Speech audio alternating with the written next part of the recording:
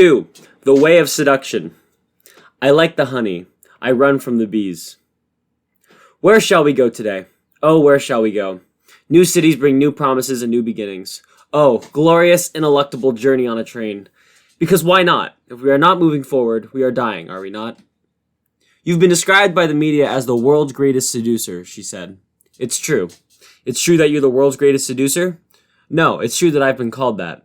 I have no illusions about myself. They slip through my fingers along the way. How would you seduce me? Well, I could tell you the truth about me, but to seduce you, I will tell you the truth about you. Can you seduce any woman? Well, let me put it this way. My belief that I can seduce any woman is not necessarily related to my actual ability to seduce any woman. But why not err on the side of optimism? Why not choose to believe it? It's as valid as any other invented assumption, is it not? Who cares if it's true or not? It doesn't matter. The light is better over here. Is that a no? Let's just say it's the finest of all my illusions. The shimmering, crayoned, scrambling hills rush by. There's no time to wait. For opportunities, for money, for success. These things are just going to have to catch up. Or not, for we are going anyway. Do women know you as well as you know them? She said. Women always know me. They can see me coming a mile away. They always understand me. Men do not, and women do. What about the real you? What do you mean by the real me? The private me or the public perception of me? I mean the real you. Aha. Do women ever get to see that part of you? Of course they do. They know. Women know. An intelligent, perceptive woman can instantly detect an imposter, a poser, a pretender. She can smell a hidden agenda from across the room, and the moment a man enters her presence, she puts him to the test, the tip of her sword at his throat. Who goes there? But not you? Like I said, women already know who I am. So again, let me ask, who are you? Who am I? Who am I? An interesting question. For what you are really asking is, who am I to presume to know anything about women? Who am I to speak of beauty? Yes, who goes there? Ah, touché. I am not like other men. I know certain things about certain things. I know women. I look at you and I know you. Oh yes, I do. I know you, my love. And though you may not admit it, you know me too. You have known me all your life. You know exactly who I am. You know exactly who I am not. I am not your future boyfriend. I am not your future husband. I am not your future anything. Those positions in your life will be filled by other men with far more talent for those respective roles than I. No, my love, I represent something entirely different. I am your lover. I am your secret affair. I am the bandit, the pirate, the gypsy. I am the Bedouin riding hard across the desert in white and flowing robes. I will gather you up, my love. I will adore you. I will adorn you. I will praise you. I will serenade you. And when the lights are quiet and your serrated beauty flickers in the shadows, I will caress your hair and lay you down upon silk, upon clouds, and I will put the full weight of my body on your body, and you will bear witness to the picture-perfect reflection of you and me together. This I will do and more. I will delight in your delight. I will give you everything, everything of myself to you entirely, an exhilaration of you and me. You understand all of this, don't you, my love? Yes, I can see in your eyes that you do. I have a power in me. I can feel it in my bones. I have seduction in my soul. I have soft words cascading from my lips. I have delightful intrigue in my fingertips and the dance of joyful liaisons in my step. I have a calm assurance in me, an assurance that, given an hour or two in a quiet place, I can seduce any woman. Yes, any woman. Yes, even you. This power is so strong in me that I can announce to you that I am about to seduce you, then pirouette lightly to the side, listening quietly to your proclamations and protests, and still delightfully succeed with you. This is because as soon as my intentions, and your protests, are in the air, I know exactly how to deal with everything. And what's more, you will believe, in your cautious charm, that it was all your idea. I have many ways to seduce you, my love, delicate and rhapsodic by turns. I know what to say next, what to do next. I am so finely calibrated to your signals that I have a kind of sixth sense. I know what you are thinking and what you are about to say. I know what makes you sad. I know what makes you happy. I know what you desire most. I know your entire history. I know the language of women. I am at complete ease in the land of women. I have spent years listening to your heartbeat, my love, and I know women better than any man I know. My intuition is finely honed. In a room full of people, I can tell what is possible with every woman in the room, without even looking. In fact, I consciously do not look at certain women, because otherwise, well, you know, it's on. A gay friend of mine once said to me, I have the same intuition about men that you have about women. I have never met a straight man who has this quality. No wonder women respond to you. A lot of people have a fear of being alone when they are old. Not me. I never worry about being alone when I am old. It has never even crossed my mind. This is because I have the notion, whether false or true, that no matter how bald or fat or toothless or moth-eaten I become, well, hey, as long as I can talk, I will never be alone. This is how I seduce you, my love. Not with apples and ribbons, but with words. All women are different, yet all women are wonderfully the same. They still respond to the same things they've responded to. Different words, perhaps, or a different tone of voice, a different cadence, but they all respond. I have the requisite dexterity, fleetness, and lightness in my words to take a woman places in her mind that she has never been. Every sonorous syllable is laser-lined, razor-sharp, yet velvet and inviting. A cascade of wildly dispersed musical tones on an inevitable path towards coherence. A path full of surprises, even for women who have been there before and think they know the way. A man falls in love with his eyes. A woman falls in love with her ears. I know exactly what to say to you, my love, and exactly how to say it. I know what to say to you if you are strong and used to being in control, and I know what to say to you if you are quiet and shy and demure. If you mistrust men or are bitter because of men, well, for me that is the easiest. The fishing, as they say, is better than in troubled waters. I know how to make you believe in men again, as presumptuous as that sounds. Don't like men? No problem. You will like me. A myriad of paths to travel, but all leading to the same sacred temple. Other men might be better at telling stories or getting phone numbers or entertaining you, but sit down across from me, my love, for an hour or so, and I am without equal. In an hour I can explain your very soul to you. I can take you places in your mind you have never imagined. I can change the night into day and the day into night with my words. I can bring the stars to your feet. I can weave a net that catches us up together, breathless, a luscious, wondrous net of words, cascading, tumbling, folding in upon us, a whisper of words to you and to the air all around us, a beautiful anticipation that is impossible for either of us to resist. Can attraction be created? Is it possible to create chemistry ex nihilo? Oh, if men only knew what is possible with women. It doesn't mean that I can bed every woman, of course, nor that I want to, but it does mean that, if I desire, I can speak to a woman's dreams in a way that no man ever has before. If I strike, I rarely miss. Ah, you might think, who does he think he is? If so, I understand, for these are bold and provocative words. But there is no desire in me to provoke. I am not trying to convince you or anyone of anything. There is no hint of presumption at all in what I say. There is no sense in me that I am God's gift to women, or that if a woman does not accept what I have to offer, well then, it's her loss. For it is my loss too. I really liked her. No, none of that I am the prize nonsense. There is only a quiet kind of assurance, a knowing, that floats all around me like cherry blossoms in a garden. I can feel it falling gently everywhere in the air. Now then, it's certainly not because I possess anything special as far as looks or intelligence that makes this possible. No, it is simply my willingness to embrace an undiminished belief in the beauty of women, a willingness to recklessly submit myself to the desires of women, a willingness to allow myself to be thoroughly seduced by women, and a willingness to dash myself upon the rocks of the sirens with unalloyed ease and delight. Idealistic, florid, over the top, sure, so be it. I have no time to respond to suspicion or cynicism or pessimism. It is too wonderful over here where I am standing. My proclamations are sure, my generalizations are sweeping, and I speak volumes about all women when I, of course, have not been exposed to all women. What would the women on the wind-swept steeps of Kazakhstan think of the things I say, for example? There surely is a vast difference between the heart and mind of a devout Muslim woman and the heart and mind of a Western girl who has spent 20 years in the dating world. Ah yes, for my foolish presumption, I will be duly pounced upon and pummeled, I suspect, and rightly so. Who does he think he is, they will say with righteous indignation. A man trying to describe the heart and mind of women? And they will be right. I am not a woman. It is not my place to describe the hearts and minds of women. I will do it anyway, of course, and I will be set upon and clawed and pummeled, and I will take my lumps accordingly, bowed and unrepentant, beaten but unquenched. I step into the elevator on the 19th floor in Las Vegas, and here they are before me, two shining beauties in, their late 50s or so, shimmering into view. And wow, they look great. Glistening evening gowns, red lipstick, hair professionally coiffed, the whole nine.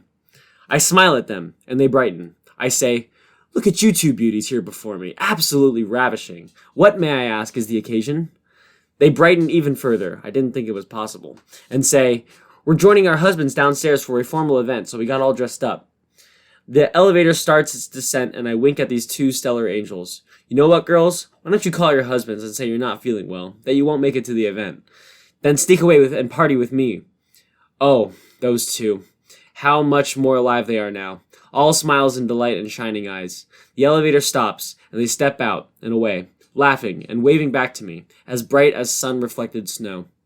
Trying to pick them up? Of course not. Did I have a hidden agenda? Not at all. They knew all this. They knew the spirit of what I was saying. They knew that I am simply a man who sees beauty in women, that I saw beauty in them, and because I did, they became even more beautiful, just for me. This is what I love. This is the gift of life that women give to me and that I give to them. A perfect exchange. I make them feel desirable. They make me feel inspired. And it has nothing to do with seeking a specific outcome. The interaction is the only outcome that matters. That is everything right there. There is nothing else. Women always know men better than men will ever know women. This is something men do not understand. They think they can fool women, but they are mistaken. Women have been reading faces their whole lives. Women can see right through me, and I would have it no other way. I love it when I'm in the presence of a woman who can see into my soul, and who understands my nature completely. This pleases me greatly, for I am in my element, and I can relax. Women are always on my side, even the ones I barely know. They facilitate things for me. They introduce me to other women. Ah, you will love my friend, they say. Excellent, bring her around, I say. And they do. This is because women recognize a man who truly loves and delights in women, and there is something in the heart of a woman that wants to assist that delight in some way, to make it happen for him. Women are inherently generous to men who love women. Women want men to succeed. Women want to take care of men. Even mothers are on my side, offering to introduce me to their daughters. Men, on the other hand, are suspicious of me, thinking that it can't be as simple as I make it out to be. And that's okay. I don't need men to understand me. Also, young women are sometimes challenging in a you couldn't possibly seduce me type of way. And that is also okay. I am completely at ease and in my element when men are suspicious or young women are challenging. Older women love me. They smile and nod and wink. They laugh and shake their heads. Ah, if only I was younger, they'd say. Older women are instantly on my side, defending me, explaining me, understanding everything I say and do. This is because they completely get it. They see me coming a mile away. Show me a 70-year-old woman and I will show you an accomplice. Women trust me because I am trustworthy. They accept me because I am not trying to impress them or prove anything. I allow myself to be vulnerable to women, admitting that I am not perfect, admitting that I need them, admitting that I desire them, and women respond with trust and affection. Women accept me for the way I am. That's all I ever need. I never seek validation from men. I seek it only from women. I don't need praise or understanding or acceptance from men, but I feel lost without it from women. Women provide me with my checks and balances, for I am extreme and spontaneous and ridiculous, in need of occasional recalibration. So there you have it, my love.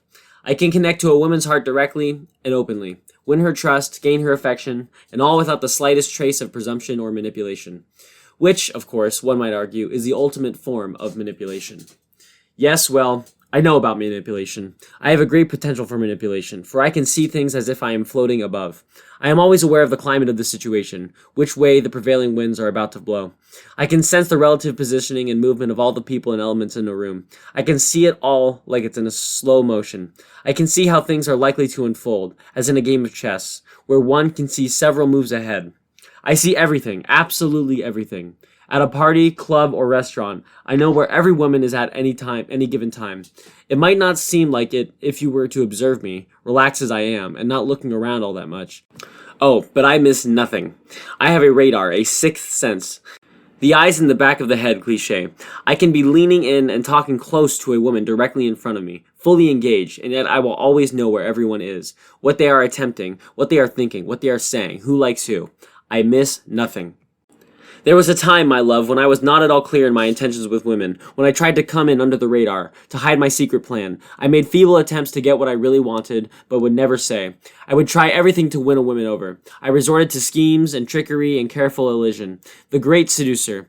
I thought I was being seductive when I was just being manipulative. I would beckon hither and disappear yon. Come into my parlor, said the spider to the fly. Manipulation is a stain. Oh, how I have wrestled with this in my life. I've had to rip it out, tear it away from my body, away from my soul, like smoldering cloth, and cast it down before me in the dirt. I don't want to convince, to adjust, to weave words. I want to just be. My lifelong quest has been a quest for clarity, for plain speaking, for speaking my truth, whatever the hell that is. The wonderful thing you discover is that there is no need for manipulation ever. Authenticity is the only truly seductive thing in this world. 3 pretty maidens all in a row. I like the one in the middle. The music in this crowded lounge is driving and deep, but not too loud. Beautiful people everywhere. I am sitting on the arm of the sofa, occupied by these 3 pretty maidens all in a row, and I am engaged in a fun conversation with the girl nearest me, but occasionally smiling and winking at the other 2. I love this dynamic. Women are a delight to me. Every encounter is a brush with beauty and wonder. Here I am again in my Empyrean element, immersed in the evanescent radiance of the female spirit. I wade into it like a little boy wades into the sea. 3 pretty maidens, all in a row. I engage all 3. I include them all, but I am mostly talking to the girl nearest me, because of proximity more than anything else. We continue to talk about nothing really. We share a few jokes, and the other 2 are listening and laughing and gradually being drawn into the conversation. I like the girl in the middle, so a shift will happen soon. I smile at her, and she smiles at me. Perfect. I know how this will unfold. I have been here before. Her friends like me, she likes me, I like her, and all is right in the world. Then suddenly, it happens. On the periphery of our little foursome, our thoroughly engaged and engaging little group, I see him. Michael. This can't go well. Michael is like an annoying mosquito that buzzes around your head all night, but you're just too damn tired to get up and squish it. I spent some time with him only once or twice before, and in that short time, I found him to be unbelievably pessimistic, misogynistic, cloying, and disrespectful to women. Suffice it to say that men like him are immediately off my radar. I have nothing in common with men who do not like women. Yet, here he is, hovering around the little mosquito, eyeing the 3 girls and me, sizing up the situation, and suddenly, with a flourish, he alights. Hi, guys. I level my gaze at him. Michael. Mosquito Boy leans into me abruptly, and in a nasal, exaggerated stage whisper, purposely loud enough for my nearby girl to hear, he says, "What are you doing, man? You trying to pick up a fat chick? She's fat!" And just like that, before I can react, with a self-congratulatory half-laugh, half-grunt, he buzzes off through the crowd. I am stunned. I immediately look down at the girl beside me, my nearby girl, my engaged and engaging girl, and I see her face fall, ever so imperceptibly fall. She recovers at once, looks up at me, and smiles, and my heart breaks. Yes, it's true that she is fat. And yes, it is obvious to all. She knows it, I know it, her girlfriends know it. Michael, the little prick, could see it. I look again at the face of my nearby girl, this wonderful, kind, voluptuous girl who has graced my life for the past 15 minutes, and my heart breaks. Once upon a time, she was someone's little girl. No father ever looked down at his little girl sleeping in his arms and wished he would grow up unwanted and rejected and alone someday. Her daddy's quiet wish for her, his secret prayer, was that she would have a good life, that she would be loved and adored, that she would grow up radiant and happy and pretty. I stand up and take her by the hand. Let's go for a little walk, shall we? And so we do. We circulate and preambulate, arm in arm, throughout the lounge, in and out of various rooms, up and down stairs, everywhere, actually. We shake hands and greet people we know and people we don't. We smile, we nod, we dance. We share laughs and a bit of wine, tipping more than we should. For the rest of the evening, my nearby girl and I are inseparable. Insuperable. The life of the party. The funny couple. The gregarious couple. The engaging couple. Le beau monde. Everyone is envious of us. Everyone is amazed by her. Everyone sees what a beauty she is. I make sure of it. There are some who do not understand me and my love affair with women, and because they do not understand, I have been called an entire nursery rhyme of names. A player, a womanizer, a raconteur, a rake, a heartbreaker, a lady killer, a libertine, a fake. Ah, yes, I have been called all these things, my love, and it makes no difference to me whatsoever.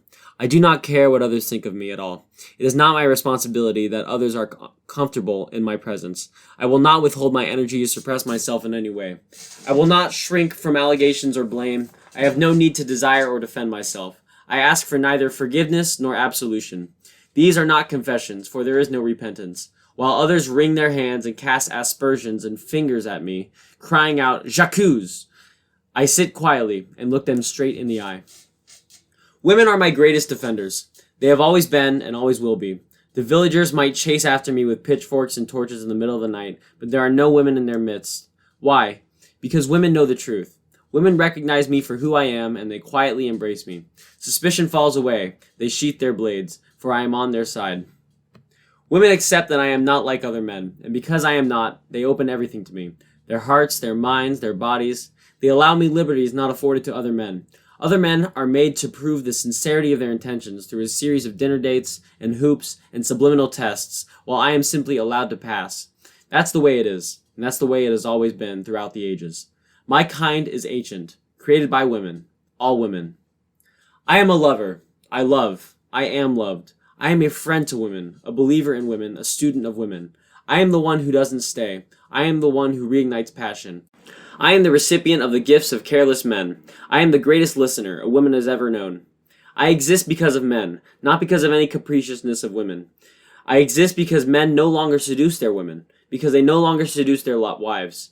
This is why the women they love me.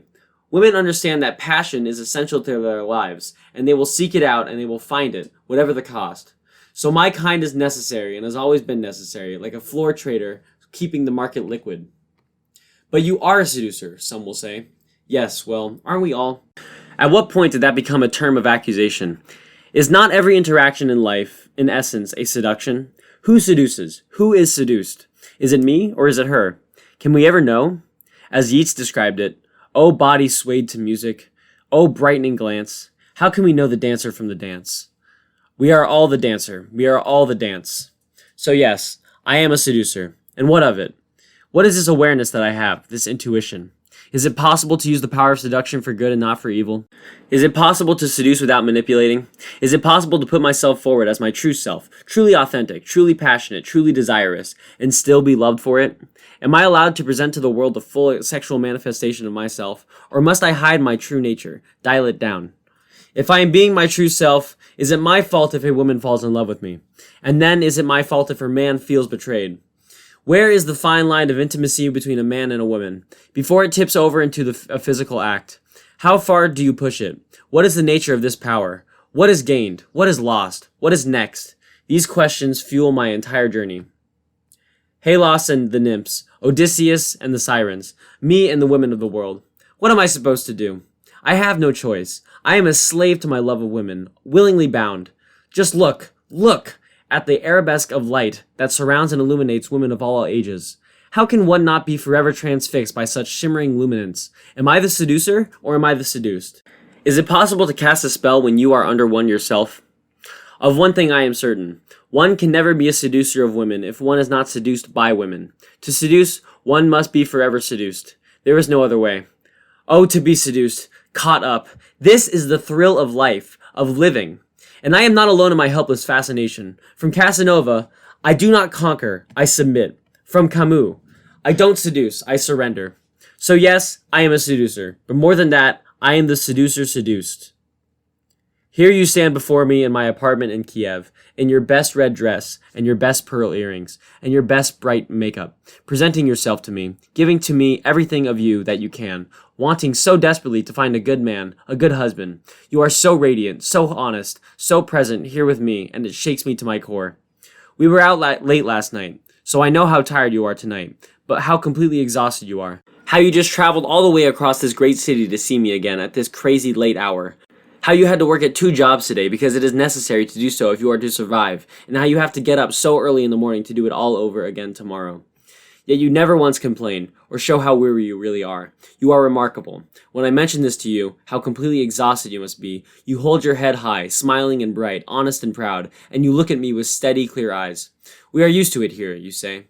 All women work 2 jobs. We have no choice.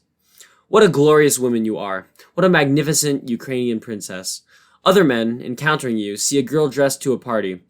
They straighten their ties and smooth back their hair, hoping to score, because they think the reason you are so wonderfully arranged is to present the possibility of sex, if they play their cards right.